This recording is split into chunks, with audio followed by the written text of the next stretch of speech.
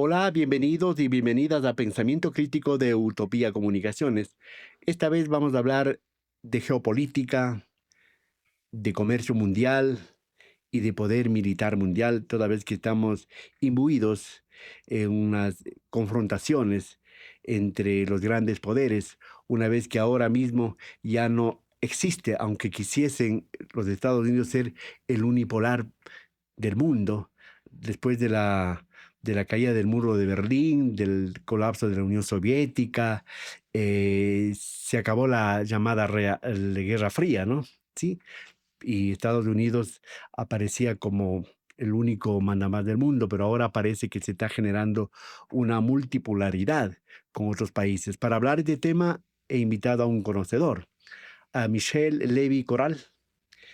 Él es doctor en jurisprudencia, máster en Derecho Internacional y Europeo y cursante del doctorado en Ciencias Políticas, docente de la Universidad Andina Simón Bolívar.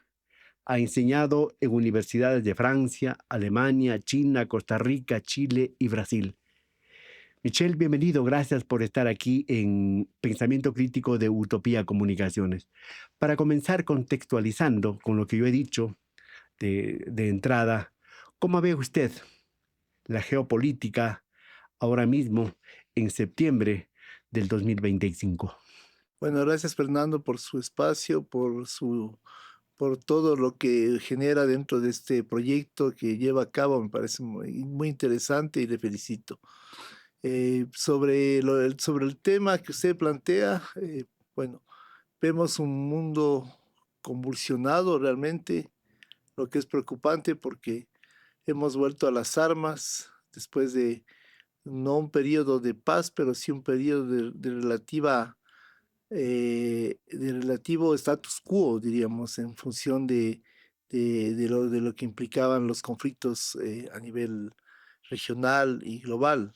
Ha habido conflictos, no ha dejado de haber conflictos durante todo este tiempo y me refiero desde las últimas grandes guerras sonadas, formales, como Vietnam y todos esos espectros de la Unión Soviética y además todos los elementos que se han producido, los elementos de conflicto que se han producido a partir de la caída de la Unión Soviética en los años 90 del siglo XX, no ha dejado de haber conflictos focalizados, sobre todo en Oriente Medio, en otras regiones tal vez un poco menos conocidas en África, en nuestra región tal vez menos, pero ha habido más bien un alto cambio político, sobre todo a comienzos del siglo XXI, ¿no? Michelle, en todo eso que usted menciona, las guerras de Vietnam, de Corea, un sinnúmero de cosas, siempre ha sido el protagonista extraterritorial los Estados Unidos. Sí, en realidad, cuando uno mira la historia de los Estados Unidos, la historia contemporánea a partir de la posguerra mundial, a partir del año 45, la constante es que Estados Unidos desde el año 45 siempre ha estado en guerra con alguien, es decir, siempre ha estado en una guerra, es decir, nunca ha habido un momento en que Estados Unidos no esté en guerra con alguien, y eso es una realidad, es decir, Corea, Vietnam, no sé, en África no tiene una relación tan directa, pero en Centroamérica, eh, con la Unión Soviética, Irak, Afganistán, el conflicto con Irán. Entonces siempre ha estado Estados Unidos siendo un actor bélico muy, muy importante que ha generado, la verdad, una serie de conflictos a nivel global, ¿no? O que ha estado en una serie de conflictos a nivel global si no los ha generado. Porque ahora, si vemos lo que está pasando en los últimos días, de las últimas semanas, tenemos el asunto de la invasión y el ataque a Irán, ¿cierto? El asunto de Siria y un sinnúmero de cosas. Pero como que ahora se le ha plantado, por ejemplo, China. China ahora ya no solamente parece ser una potencia económica, una potencia comercial, sino también parece ser una potencia militar. Al menos eso se vio el pasado 3 de septiembre, días pasados, con un desfile espectacular creo que fue en Beijing, ¿no? Por los 80 años de la victoria de la Segunda Guerra Mundial. ¿Cómo podemos leer ¿Y qué mensaje tiene, por ejemplo, ese desfile y con la presencia, por ejemplo, de otros líderes de países como Putin, por decir algo? Claro, es decir, China, un país que hasta hace 30 años, por decirlo así, un tiempo relativamente corto, estaba en un proceso de emergencia global, ¿no? Eh, como una, como una gran estructura de crecimiento económico, ¿no?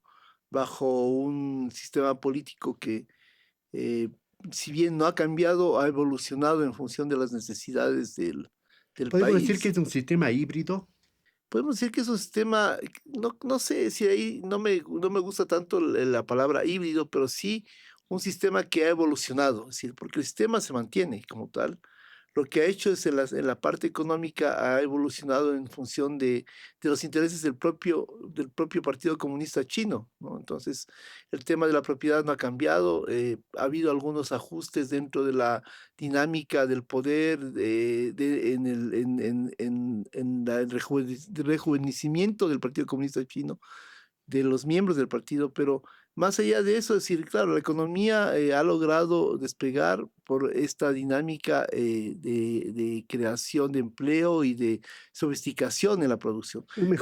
Ha mejorado las condiciones de vida y de los cien por trabajadores. ciento Ahora que China es un país de una potencia ya no solamente rural que era antes, ahora Claro. hay bastante el asunto urbano, el asunto de las grandes ciudades.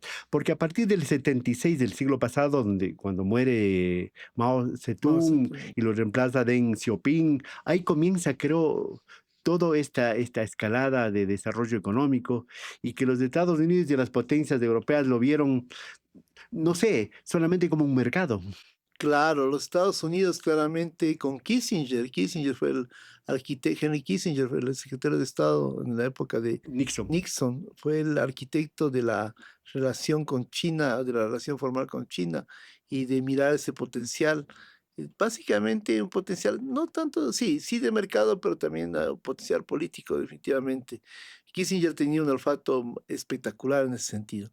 Y claro, esta apertura de los Estados Unidos hacia China hace que pueda acceder, justamente ya a un intercambio de desarrollo y de tecnología que cambia la dinámica china. Cambia la dinámica china en función de un aporte 100% capitalista, ¿no? Pero sin que eso signifique un cambio de lógica en sus principios políticos, si no cambian los principios políticos de China. Y Estados Unidos no le presiona a China para que los cambie tampoco. A Estados Unidos le conviene una China más, le convenía en ese momento una China que esté más, que sea una gran fábrica a bajo costo y que no, es decir, no importa si no hay Estado de Derecho, ¿no? China aprendió rápido, asimiló rápido la tecnología y todo lo que en el último cuarto de siglo del siglo pasado le dieron Estados Unidos, Japón, los propios países europeos.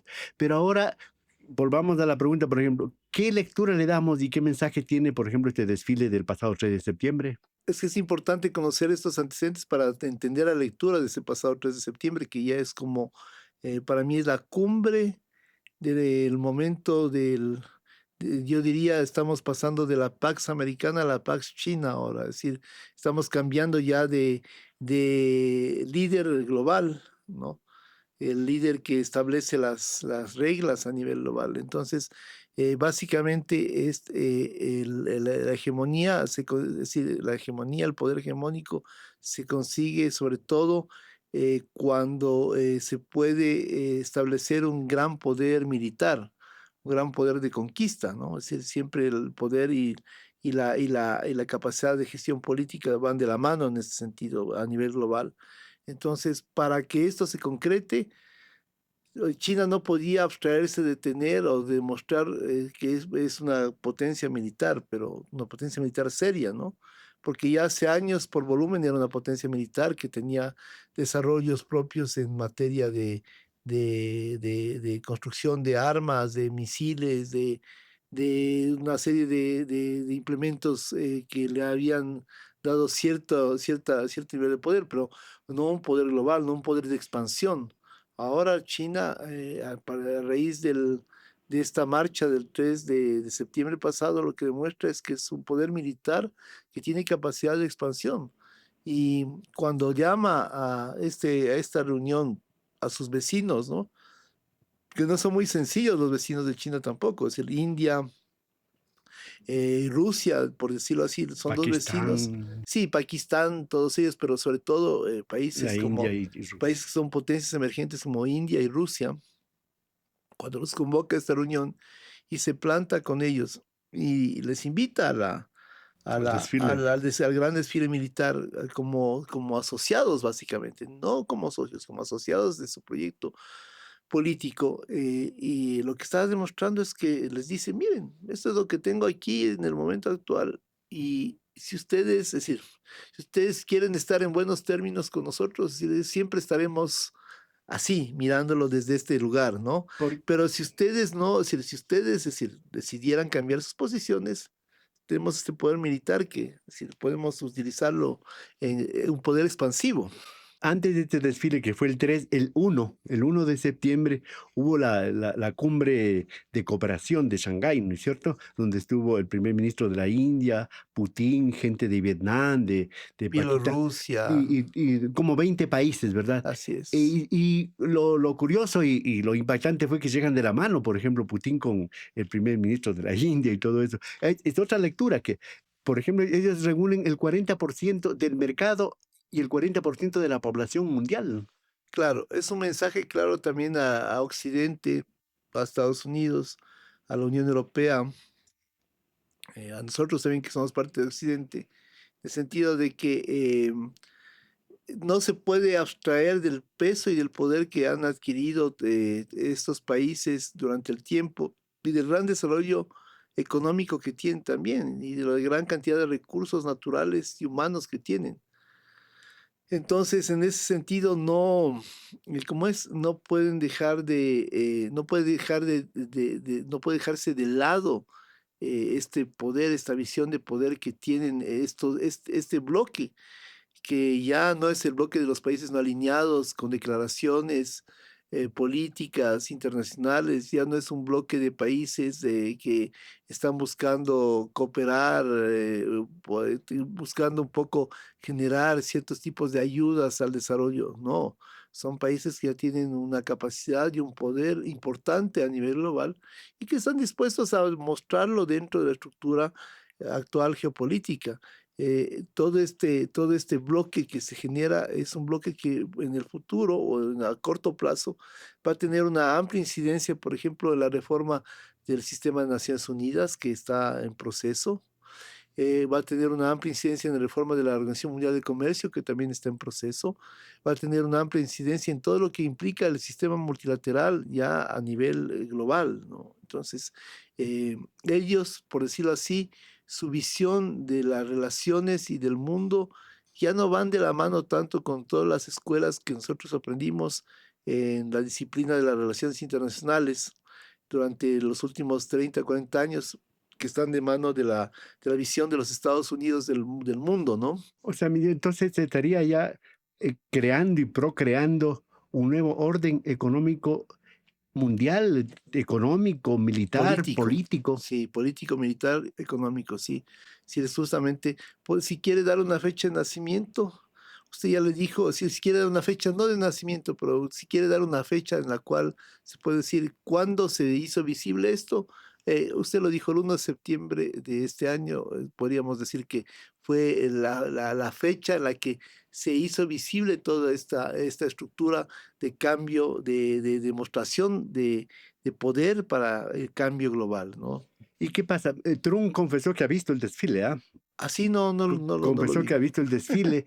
¿Y cuál será la lectura que hace Estados Unidos, que hace la vieja Europa, que ha sido humillada por el propio Trump?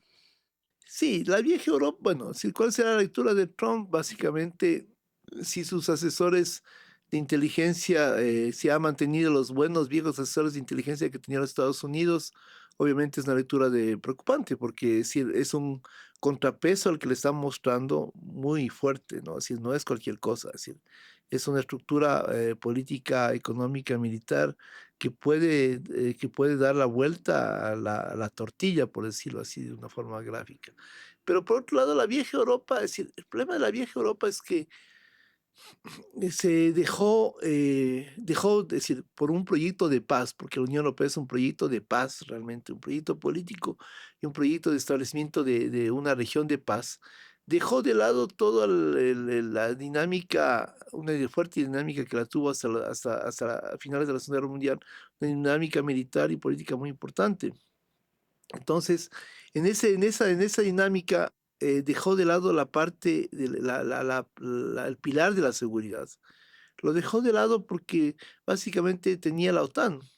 Incluso el proyecto de la Unión de la Comunidad Europea de la Defensa que se planteó, lo planteó De Gaulle con mucha, es decir, con mucho interés en los años durante los años 50. Esta Unión Europea de la Defensa no vio la luz, porque básicamente Estados Unidos y la OTAN les dijo que no era necesario tener una Unión Europea de la Defensa, que la defensa estaba en manos de la OTAN y que no, por lo tanto, necesitaba tener una estructura propia de defensa. Y eso creo que fue un gran error de los europeos. Por un lado, no obstante, hay que reconocer que lograron cimentar un bloque en el cual la paz y la cooperación han dado grandes resultados para que el bloque funcione, ¿no? En un continente un continente durante el siglo XX, el siglo XX muy Convulso. convulsionado Bueno, por tienen las guerras, ¿no? moneda única, se han ido adhiriendo los países que salieron de la Unión Soviética, todo eso, pero se confiaron en la amistad de los Estados Unidos y ahora desesperados están buscando rearmarse, algo así como 500.000 millones de dólares para rearmarse. Sí, están ¿Eso le buscando. conviene al mundo? No, pues no, no. Están buscando, es decir, que una estructura de paz se vuelva una estructura bélica es problemático. Además, una estructura que tiene 2 siglos de carga emocional de guerras, de haber producido 2 guerras mundiales, de haber justamente establecido todo un cambio en la dinámica del mundo, de los estados. En ese sentido, imagínense, es decir, que es una pésima noticia que en este momento quieran volver a la parte bélica, ¿no? Es decir, a la industria bélica, a fomentar la industria bélica. La industria bélica europea es impresionante, es decir, ha estado dormida, pero no obstante, es decir, los principales, muchos de los implementos que se usan en el momento actual fueron diseñados hace 50 años por los europeos. Hay un elemento fundamental que yo lo veo, por ejemplo. China, usted decía el término conquistar, ¿no? Sí están conquistando mercados, sí, están ampliándose la ruta de la seda y todo ese asunto, pero ellos lo hacen a través de tecnología, a través de la inversión. Y muchos dicen, sin necesidad de bombardear, como sí lo hace Estados Unidos. Es esa política un poco que aparece de amistad y de reconocer la soberanía de cada pueblo y dejar que cada pueblo decida sobre, sobre sus intereses y sobre su administración propia. Eso me parece importante, por ejemplo, de China. Claro, es que la lógica de China es la lógica del poder blando, como se diría ya en términos de relaciones internacionales occidentales, ¿no? Poder blando implica justamente conseguir objetivos eh, de, sería de conquista tal vez no de mercados, sino de conquista de estructuras políticas, de sistemas políticos, a través básicamente de mecanismos de cooperación, ¿no? El momento en que China tiene una gran capacidad financiera, monetaria, muy desarrollada, tiene muchísimo dinero y ha prestado ese dinero, lo tiene bien distribuido en todo el mundo, ¿no? Y ha prestado y todo el mundo básicamente, incluso los Estados Unidos, le deben favores a China en materia financiera, ¿no? Eso implica concesiones, es decir, si China decide retirar los fondos que tiene invertidos en los Estados Unidos, sería una catástrofe global para los Estados Unidos y para todo el mundo. ¿No? Si China decide quitar sus inversiones o retirar sus inversiones, sería muy problemático para todos, ¿no? China no lo va a hacer porque obviamente en el momento actual estamos en todavía una Pax Americana en la cual el líder sigue siendo Estados Unidos y a nadie le conviene que esa estructura pierda el poder económico de un día para el otro, ¿no?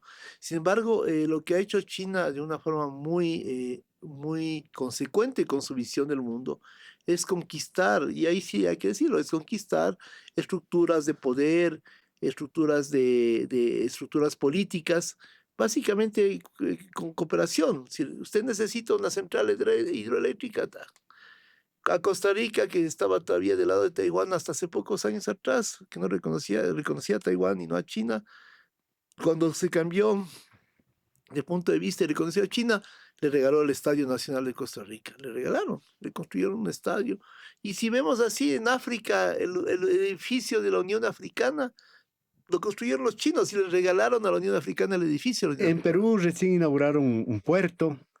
En El Salvador, el señor Bukele hicieron una biblioteca y un sinnúmero de cosas, ¿no? Claro, poder blando. Bueno, un poder blando en teoría, porque si usted mira el puerto de Chancay, que es una gran inversión de los chinos con una visión espectacular de explotación de recursos naturales de nuestra región para mantener toda su estructura funcionando bien, es impresionante la inversión que se hace y cómo se conecta con algo, un proyecto que tuvo nuestra región que desafortunadamente no se pudo consolidar como fue la UNASUR, ¿no? El sentido de la iniciativa en la infraestructura regional de América del Sur, el IRSA, el único eje que existe ahora funcionando realmente es el eje que va de Sao Paulo a Ica, en el Perú, de Sao Paulo en Brasil a Ica en el Perú.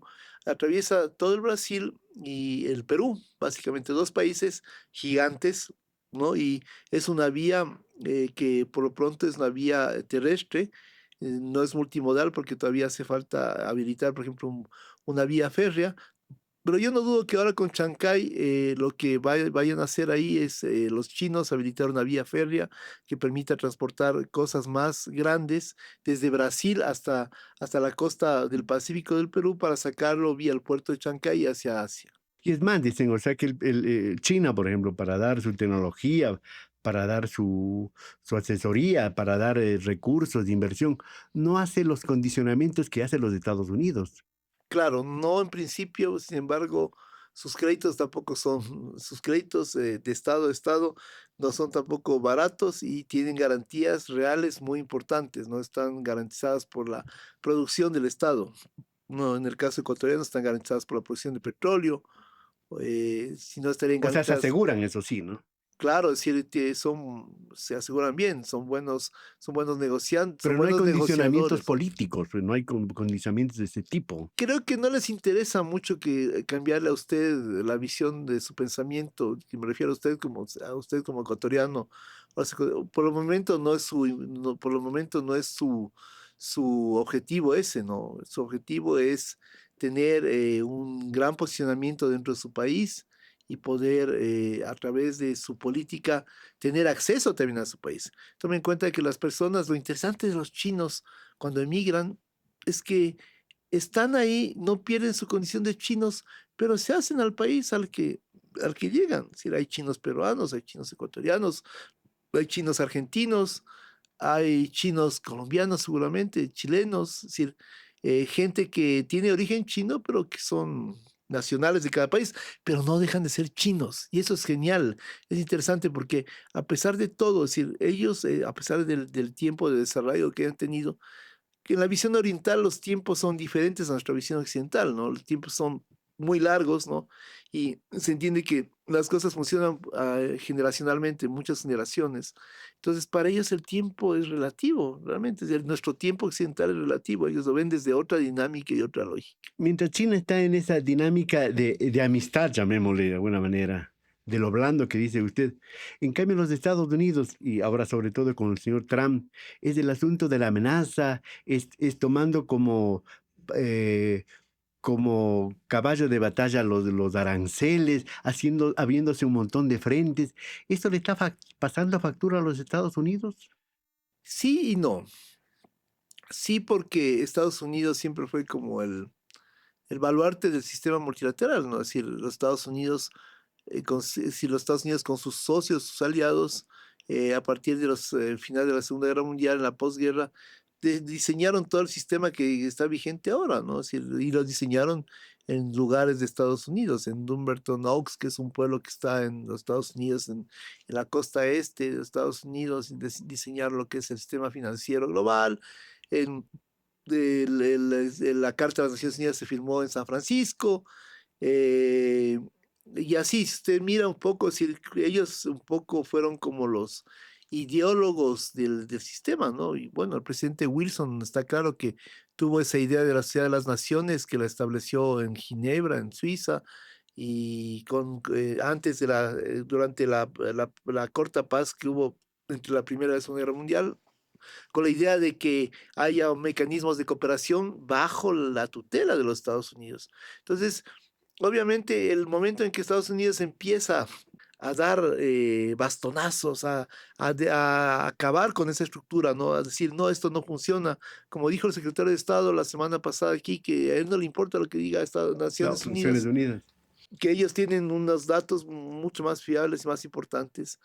Entonces, ok, es decir, es como borrar con el codo lo que construyó con mucho esfuerzo con la mano y lo que ha permitido tener esta dinámica durante el tiempo que Ellos, tenemos. promotores del globalismo, terminan ahora en el asunto del proteccionismo. Claro, esa es otra paradoja. Entonces ahí viene lo que viene, cómo se genera la contrapartida de su dinámica, ¿no? Global. Es decir, ellos que son los promotores grandes de esta globalización, de la difusión del conocimiento, del Internet, de la democratización muy amplia del acceso a los sistemas, ¿no? Como los que utilizamos ahora, de repente dicen no.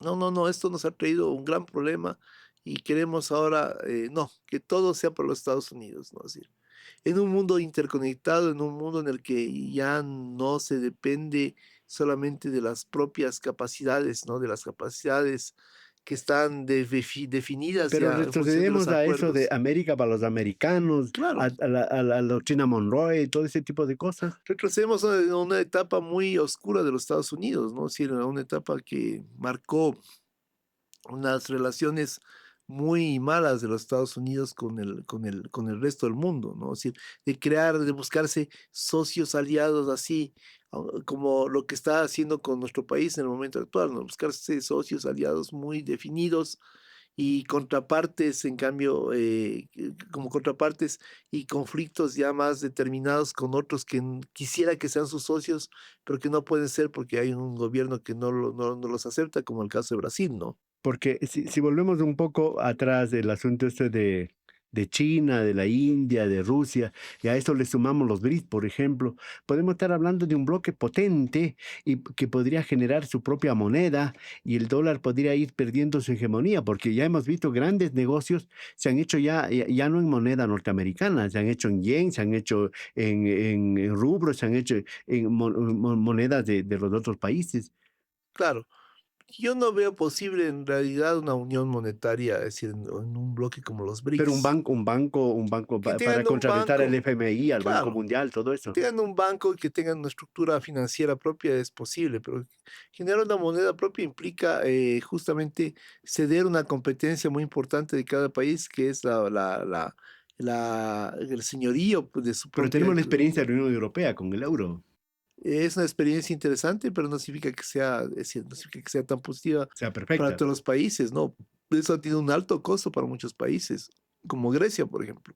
Si Grecia no ha logrado superar desde que entró a la zona euro los problemas económicos, y es un solo caso, es decir, ¿por qué países como Suecia, Dinamarca, los países bálticos no se sumaron al proyecto del euro?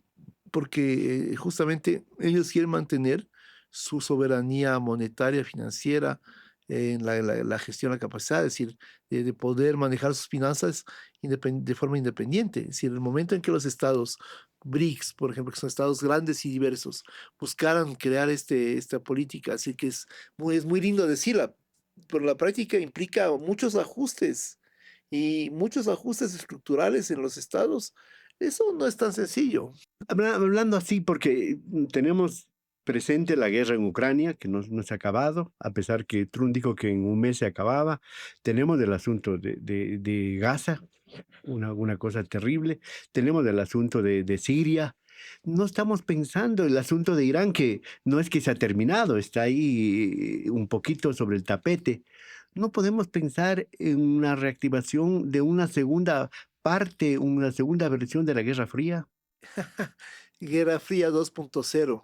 Eh, no sé, si ya me habían hecho esa pregunta hace unos años atrás, hace unos 5 años atrás, tal vez, o algo un poco menos, pero la Guerra Fría. Yo en ese momento dije que las condiciones actuales las condiciones actuales del mundo no son similares a las que se vivían dentro de la Guerra Fría, de la cual había dos claros estructuras hegemónicas que se disputaban por el poder global.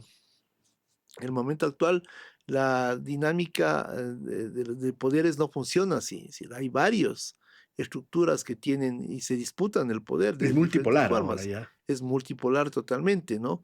Y el momento de decir, uno puede decir es que China, lo que hablábamos, es que China le puede hacer la contra a los Estados Unidos en función del poder que tiene. Pero China cuando asoma con Rusia y con los otros asociados, aliados, por decirlo así, lo que está diciendo es que China no está sola, se tiene un bloque fuerte en el cual es decir, puede contar. Pero Rusia juega por su lado también, no es que Rusia dice, sí, es decir, yo estoy con China, pero tengo mis intereses propios, es decir, igual los otros dicen lo mismo, es decir, India también tiene sus intereses propios, ¿no? India es un país que está un poco reposicionándose en el momento actual. India es la democracia más grande del mundo por número de ciudadanos que están ahí, ¿no? Es un país democrático. Entonces, en esa dinámica, es decir, juegan poderes diversos, es decir, no se podría hablar de la hegemonía china, por ejemplo. Es decir, Pero Occidente, Oriente, Norte, Sur. yo creo que iríamos, es decir, en la división actual, yo creo que iríamos más Occidente y Oriente. No creo que ya estemos en la visión norte-sur, porque incluso usted ve, no hablamos nunca de África. Y en África hay potencias que se están gestando también, con apoyo de los rusos, con apoyo de los chinos, con los diferentes apoyos de otros actores. Y esa estructura va a despertar más temprano que tarde. Para la siguiente década, África va a tener Un protagonismo, un protagonismo y un crecimiento muy importante a nivel de su desarrollo y de su interés global, ¿no? Es decir, el tema que viven ahora los europeos de la migración, sobre todo africana, hacia su continente, es un tema que va a ser mucho más duro de la siguiente década. Michelle, ¿y el papel de América Latina? ¿Cuál es el papel de América Latina? Verá, hace años atrás, una embajadora de Estados Unidos, querida amiga Heather Hodge, que fue expulsada por el gobierno de Rafael Correa, por el tema de los cables que sacó a luz en su momento Wikileaks, ¿no? En una recepción yo le preguntaba, le decía, es interesante ver cómo Ecuador, le decía en ese momento, Ecuador, la región andina, América Latina podría ser, ya si quiere considerarlo, no es una prioridad para los Estados Unidos, ¿no? Y ella me decía, si las prioridades para Estados Unidos son Irak, Afganistán y todos los conflictos del mundo, es mejor no ser una prioridad para los Estados Unidos, ¿no? Entonces yo creo que en esa dinámica, en esa lógica, estábamos bien no siendo una prioridad ni para los Estados Unidos ni para nadie. Pero seguimos siendo el patio trasero de Estados Unidos. No sé, ¿sabe qué? Esa visión me parece un poco trasnochada. Es decir, a mí en lo personal me parece un poco trasnochada de los años 70, 80. No creo, no, es decir, te exportamos a Estados Unidos nos quiere de alguna forma mantener Lógica, ¿no? sí, dentro de su lógica, dentro de su orientación, pero no creo decir, yo creo que en el momento actual cuando usted ve a Brasil, que tiene una relación directa con los BRICS, cuando ve, no sé, México está atrapada por Estados Unidos porque son socios, son frontera, pero aún así México tiene gobiernos que no son afines a los Estados Unidos. Y ha tenido gobiernos que no son afines a los Estados Unidos tampoco, no, no es el único, es decir, Pero si no es América Latina, eso que dice usted, de lo que era una constante o una máxima en los años 60 y 70, ese sigue siendo la lógica de los Estados Unidos. Yo no sé si Venezuela está dentro de esa geopolítica, por ejemplo. bueno, Venezuela tiene negocios en Estados Unidos, ¿no? Y le sigue vendiendo petróleo a Estados Unidos. Tanto que el presidente Trump autorizó que Chevron. Chevron pueda operar en Venezuela. Es decir, y Venezuela sigue recibiendo dólares de Estados Unidos. Sí, por ese lado sigue en la relación con Estados Unidos.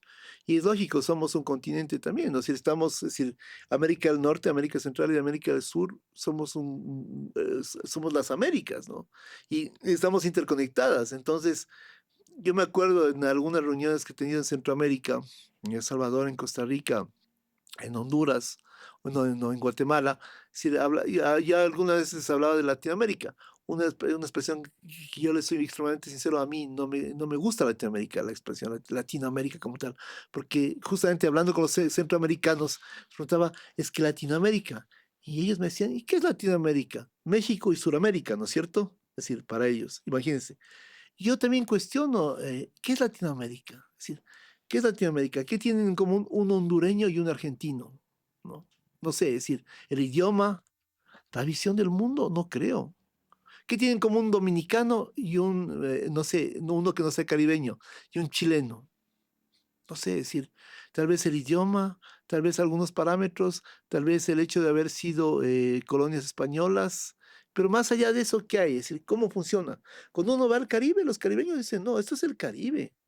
Y el Caribe tiene otra visión global. El Caribe es un mundo en sí mismo porque tiene eh, países neerlandófonos, países anglófonos, países francófonos, hispanoparlantes. Es un mundo en sí mismo. Es una estructura muy compleja que nosotros no la conocemos, por cierto. Hay una diversidad, por supuesto, cultural, histórica, pero los problemas, las angustias y los anhelos creo que son bastante parecidos con sus propias particularidades, ¿no? Iguales a los de los africanos, iguales con una descolonización más tardía, pero muy parecidas a los de los africanos.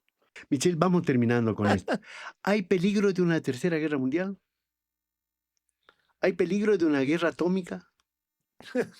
Qué pregunta tan terrible. Es decir, a ver, de una tercera guerra mundial, yo creo que ya vivimos la guerra mundial. Yo creo que ya estamos hace mucho tiempo atrás en una tercera guerra mundial. ¿De baja intensidad?